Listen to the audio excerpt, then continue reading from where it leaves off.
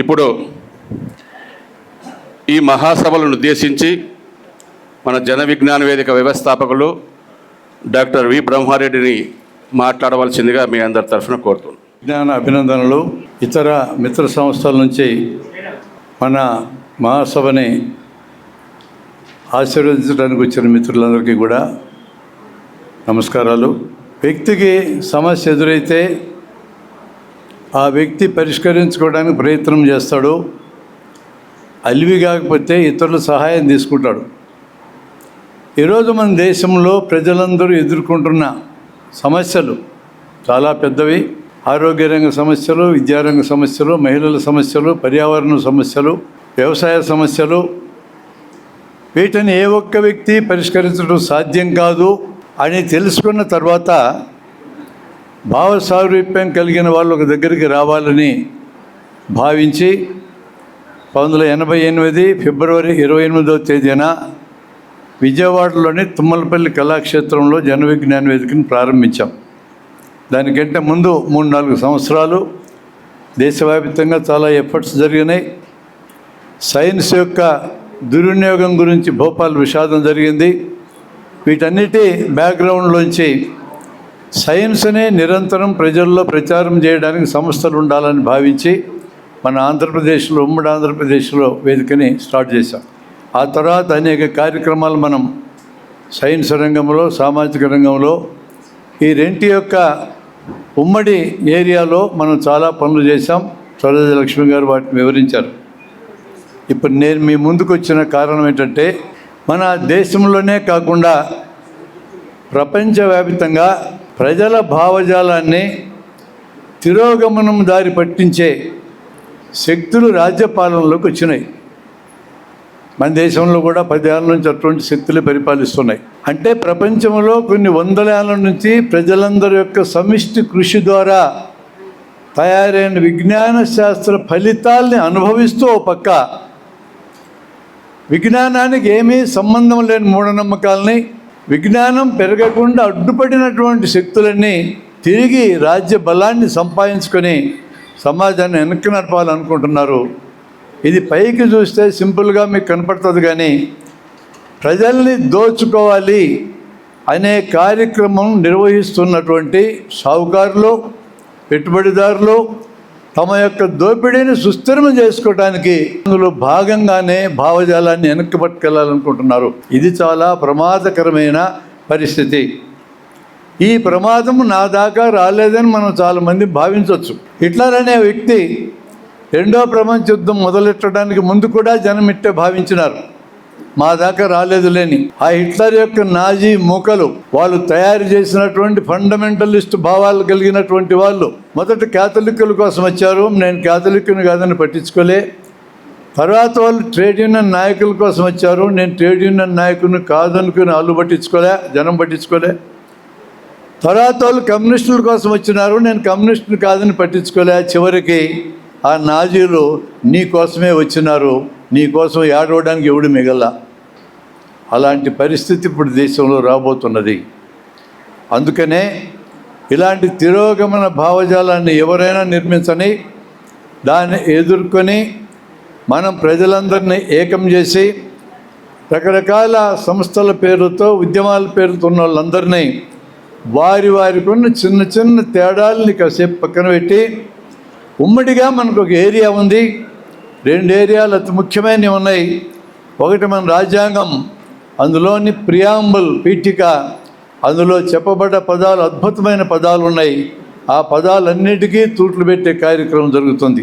సామాజిక, ఆర్థిక, రాజకీయ న్యాయాలు, సార్వభౌమత్వం, సోదరత్వం, సమానత్వం, స్వేచ్ఛ, ఇలాంటి భావాలన్నీ, శాస్త్ర భావనలు, లౌకికత్వం, మతాతీతంగా ఈ దేశంలో జనం ఉండాలి. నువ్వు ఏ దేవుణ్ణి పూజించుకుంటావు, ఏ మతాన్ని పాటిస్తావు, నీ సొంత ఇష్టం, రాజ్యానికి వీటికి సంబంధం లేదనే మన పీఠికను మనం ఆధారం చేసుకొని భవిష్యత్తులో పనిచేయాల్సిన అవసరం ఉన్నది. మొత్తం మానవ జాతినంతా నడిపించగలిగేది ఈ రోజున శాస్త్ర విజ్ఞానమే. మన జీవితంలో ఉండే అన్ని రంగాలలో, వ్యక్తిగత జీవితం, కుటుంబ జీవితం, సామాజిక జీవితం, వృత్తి జీవితం, ఉద్యమ జీవితం, అదే జీవితమైనా సరే అన్ని చోట్ల శాస్త్రీయ పద్ధతిని మనం అవలంబిస్తే అప్పుడు మాత్రమే మనకు శాస్త్రీయ దృక్పథం ఉన్నట్టు లెక్క. అటువంటి దృక్పథాన్ని మనం పెంచుకోవాలి, ప్రజలందరిలో పెంచాలి అనే ఉద్దేశంతో మనం భవిష్యత్తులో కలిసి పనిచేయాల్సిన అవసరం ఉందనేది నా అభిప్రాయం. దానికి అనుగుణంగానే మనం వివిధ రంగాల్లో కార్యక్రమాలు రూపొందించుకోవాలి. మన మిత్రులు కూడా ఈ బ్యాక్గ్రౌండ్లోనే మనం మాట్లాడతారు. విద్యార్థులలో శాస్త్రీయ దృక్పథాన్ని పెంచకపోవడం వల్ల కనీసం 3 తరాల జనం మూఢనమ్మకాల జనం తయారైనారు.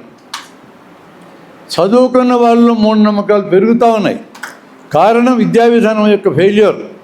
అందువల్ల మనం ఏమనుకున్నామంటే ప్రతి స్కూలు ప్రతి కాలేజీలో 5 నిమిషాలు పాఠం చెప్పటం ఆపేసి జీవితానికి సంబంధించిన ఇతర అన్ని రంగాల గురించి మనం పరిచయం చేయాలా. ఆ 5 నిమిషాలు అనే పేరుతో మనం ప్రచారం చేయడం మొదలుపెట్టాం.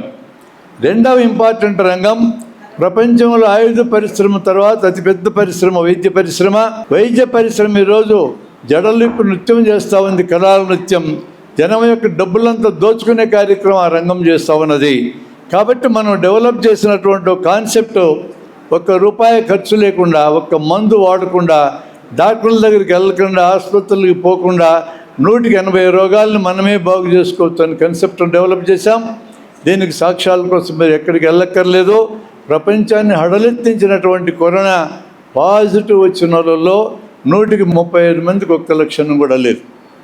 మరో 45 మందికి మైల్డ్గా లక్షణాలు ఉన్నాయి, కొద్దిగా దగ్గు, కొద్దిగా జలుబు లాంటివి. అంటే 180 మందిని కరోనా ఏమీ చేయలేకపోయింది. ఒక్క మందు కూడా వాడాల్సిన అవసరం లేకుండా బాగైనారనేది ప్రపంచవ్యాప్త స్టాటిస్టిక్స్. ఇది దాని గురించి వివరంగా ఒక తీర్మానం మనం అంగీకరించాలనుకున్నాం. తర్వాత తీర్మానాల అవి ప్రవేశపెట్టాడు చెప్తారు. అది ఈ కాన్సెప్ట్ను మనం డెవలప్ చేసి ప్రచారం చేస్తున్నాం. దానికి కావాల్సిన సిలబస్ అంతా కూడా మనం తయారు చేసినాం. 200 పేజీల పుస్తకాన్ని మనం తయారు చేసినాం. ఆ పుస్తకం పేరు మీరే వైద్యం చేసుకోవచ్చు. దాన్ని మీకు తర్వాత నేను పరిచయం చేస్తాను. కాబట్టి మనం వివిధ రంగాల్ని ప్రభావితం చేసే విధంగా ఈ యూనిట్ ఉండాలనేది మనం భావిస్తున్నాం. ఇది ఆ పుస్తకం, 200 పేజీల సిలబస్ పుస్తకం. ఇది మరో 10% జనం అంటే రోగాలు కొద్దిపాటి శిక్షణ తీసుకుంటే కొంచెం మందులు, కొద్దిగా ఖర్చు, డాక్టర్ అక్కర్లేదు, ఆసుపత్రి అక్కర్లేదు. అటువంటి 10% రోగాలు ఉంటాయి. శిక్షణతో 5% రోగాలు మనం బాగు చేయొచ్చు. మొత్తం అన్ని స్పెషాలిటీలు, అన్ని హాస్పిటళ్ళు, అన్ని మందులు, అన్ని ల్యాబొరేటరీలు, అన్ని పరీక్షా సాధనాలు, అన్ని ఆపరేషన్ సాధనాలు 5% రోగాల కోసమే. ఈ కాన్సెప్ట్ను మనం డెవలప్ చేసి ప్రజల్లో ప్రచారం చేస్తూ ఉన్నాం. ఈరోజు పర్యావరణానికి ఈ షావుకారులు అనేటోళ్ళు వాళ్ళ లాభాపేక్షతో భూమిని వదలటం లేదు, నదులను వదలటం లేదు, సముద్రాలను వదలటం లేదు, ఎవరిని వదిలే ప్రసక్తి లేదు. మొత్తాన్ని దుర్వినియోగం చేసి దోచుకునే కార్యక్రమం చేసి పర్యావరణాన్ని ధ్వంసం చేస్తే ఎన్నో తరాలకు ఉపయోగపడాల్సిన ఈ భూమి ఈ 1-2 తరాలను నాశనమయ్యే ప్రమాదాలను తీసుకొస్తున్నారు. వాళ్ళకి ఇంకెంత మాత్రం ఈ భూమి మీద బతికే అర్హత లేదనేది మనం చెప్పాలి. ఈ భూమిని మనం రక్షించుకోవాలి. భూమిని రక్షించుకోవడానికి ఏ పని చేయనటువంటి ఈ డబ్బున్న వాళ్ళందరూ అంగారగ్రహం పోతాం, చంద్రగ్రహం పోతాం అంటున్నారు. కాలబడమనండి పోయి అక్కడ, మాకు ఈ భూమిని మిగిలించండి, మీరు ఎక్కడికైనా చావండి అంటున్నాను నేను. అలాంటి దుర్మార్గమైన ఆలోచనలు చేసేవాళ్ళు సైన్స్నే ఉపయోగించుకొని చేయటమనే దుష్కృత్యాలు చేస్తున్నటువంటి ఈ సమయంలో జన విజ్ఞాన వేదిక లాంటి సంస్థలు, సైన్స్ సామాజిక సంస్థలు ఖచ్చితంగా మనం పూనుకొని ఒక విశాలమైన ఐక్య భావజాలాన్ని మనం నిర్మించాల్సిన అవసరం ఉంది. ఈ క్రమంలో జన విజ్ఞాన వేదిక నుంచి మనం ఇవ్వాల్సిన స్పష్టమైన హామీ ఏంటంటే, మాకు ఏ గుర్తింపు అక్కర్లేదు, మాకు నాయకత్వం కూడా అక్కర్లేదు. ఏ సంస్థ ఇట్లాంటి సమస్యలు ఏది తీసుకొని ముందుకొచ్చినా ఎటువంటి షరతులు లేకుండా వేదిక వాళ్ళతో కలిసి పనిచేయడానికి సిద్ధంగా ఉన్నది అనేది నేను మీకు మనవి చేస్తూ నేను సెలవు తీసుకుంటున్నాను. ధన్యవాదాలు సార్.